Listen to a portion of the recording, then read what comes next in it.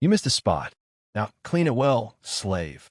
I'll show you how to treat the maids who are my property." Eleanor Vance screamed, striking her new black maid, oblivious to who she truly was and how she was about to change Eleanor's life forever. Tea all began at Blackwood Manor, a sprawling estate perched atop a windswept hill.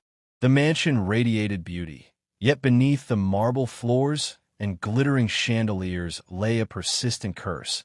No servant lasted more than a month under Eleanor's rule. Wealth had made her powerful, but cruelty was her truest possession. Racist to the core, Eleanor didn't just command. She humiliated, degraded, and destroyed. The whispers about her were warnings disguised as gossip. The first maid, Lena, had arrived with hope, desperate to support her family. Eleanor forced her to scrub the same carpet 3 times a day, mocking her for the stench of poverty. 3 weeks later, Lena fled barefoot before dawn, bleeding and broken. The second, Sarah, endured even less. Eleanor forbade her from eating, insisting she use plastic plates to avoid contamination. 15 days later, Sarah abandoned her suitcase in the rain and disappeared. The third, Isabella, dared to fight back. She argued, shouted, even shattered a glass in defiance. But Eleanor unleashed her guards, who dragged Isabella into the night, penniless and humiliated. Eleanor relished every downfall. Lawsuits followed, but with high-priced lawyers and corrupt judges, they dissolved like smoke.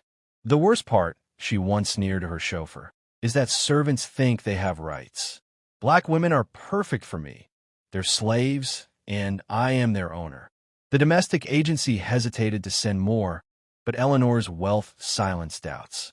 And so Adira arrived, quiet, composed, with a small suitcase and a bun neatly tied. "So you're my new maid?" Eleanor's lips curved in disdain. "Yes, madam," Adira answered softly, lowering her eyes. Eleanor smirked. "Good. Leave your rags in the servants' quarters. From now on, you'll clean every tile of this house on your knees, barehanded, until your fingers bleed." Adira obeyed, calm yet unreadable. Eleanor, amused, taunted her with venom. "Do you know why I like maids like you? Because you remind me of how high I am, and how low you'll always be." "If that is what you wish, madam," Adira replied, voice steady.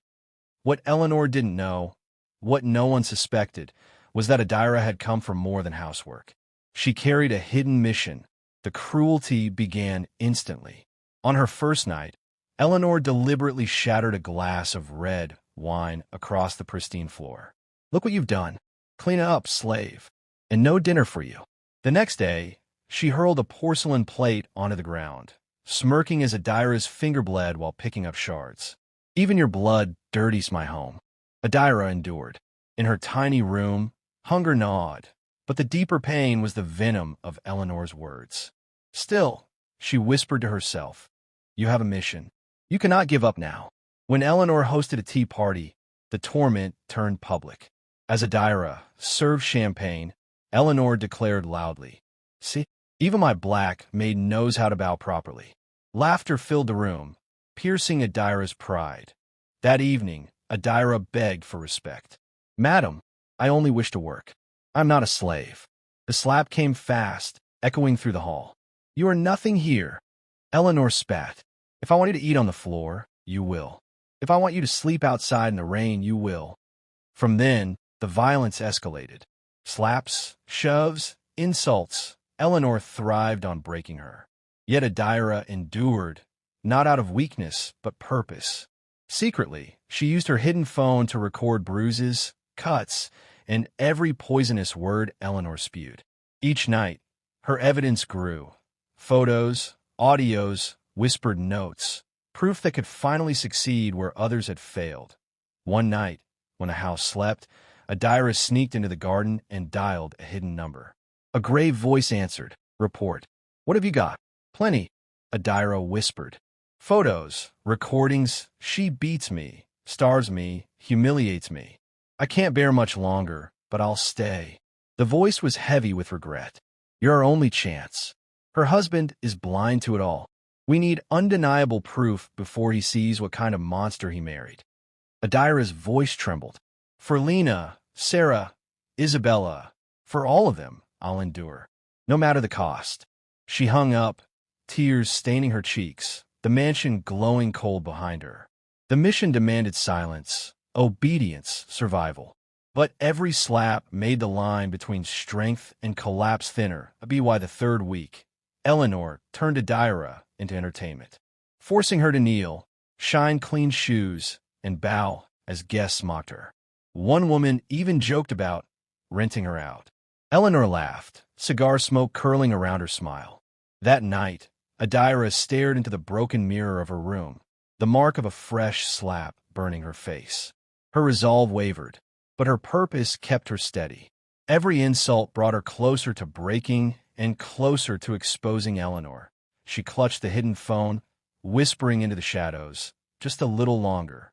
What Adira didn't know was that Eleanor had already begun to suspect something, and suspicion at Blackwood Manor was a dangerous thing. The days grew heavier, each more unbearable than the last.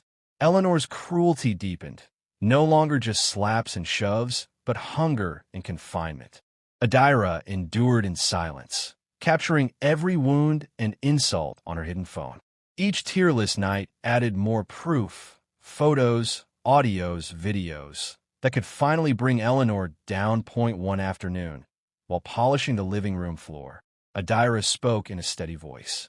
"Madam, I want to quit." Eleanor froze, then smiled darkly. "Quit? No, darling. You don't decide when to leave. You are mine, and you'll stay until I say otherwise." But Eleanor underestimated her maid.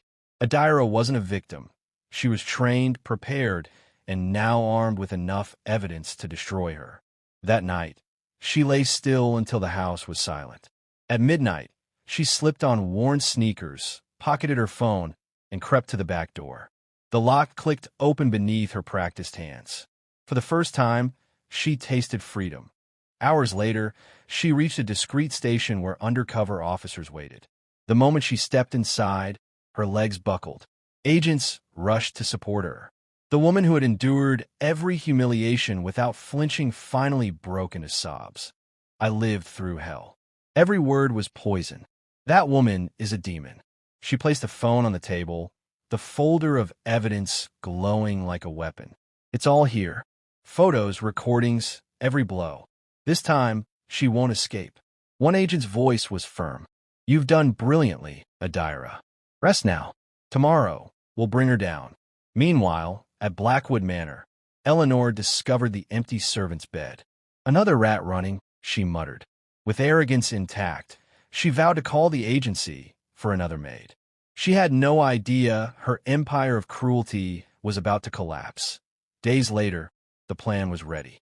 The evidence was overwhelming, bolstered by the long-silenced testimonies of Lena, Sarah, and Isabella. But Adira requested something unexpected. "Let me be the one to knock on her door. She needs to see me." The officers agreed. On a bright morning, Eleanor, draped in silk, coffee cup in hand, opened the front door. Her smile faltered. There stood Adira, steady, unflinching.